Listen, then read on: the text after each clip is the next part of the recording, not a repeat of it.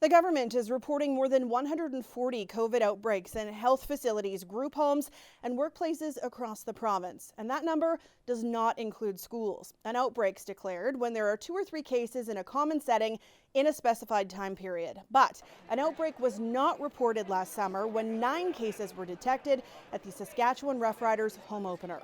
Our reporter Alexander Kwan has obtained a batch of internal emails to find out why. Alex, what was happening behind the scenes? Well, I think it was an interesting time for the government. It was early August, so just weeks after all of the public health restrictions had been lifted in the province, and around 33,000 fans attended the Rough Riders home opener. There were no masks required and no proof of vaccination. And there were 9 cases detected before contact tracing stopped. I made a Freedom of Information request to find out what consideration was given to declaring an outbreak and what the province would tell the public.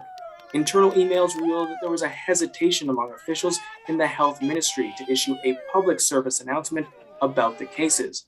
But as the number of cases detected by the province grew, it became clearer that they had to issue a public notice of some kind. The documents also showed that the Rough Riders organization weighed in on the decision and voiced some concerns that PSA would affect attendance at their next game. Emails lay out some reasons why public health officials decided an outbreak would not be declared. They include it was a very large gathering, it was mainly outdoors, and that the nature of contact was random as people came in and out of their seats. And the cases found for 33,000 people did not reflect an outbreak of cases, but rather an expected rate given the current caseload at the time. So, Alexander, what did the province's top doctor have to say about all this? Well, the documents provided to me show that Dr. Saqib Shahab was already advocating for the use of a proof of vaccination policy long before it was eventually adopted.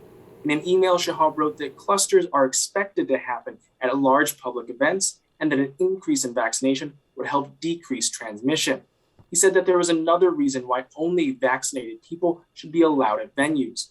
He suggested that even if Saskatchewan was going to continue to hold back from implementing vaccine passports, that the riders and the government should publicly endorse vaccination. Sam? Thanks so much for this, Alexander. That was the CBC's Alexander Kwan on the COVID-19 cases at the Rough Riders home opener last year. You can read his full story at cbc.ca/sask.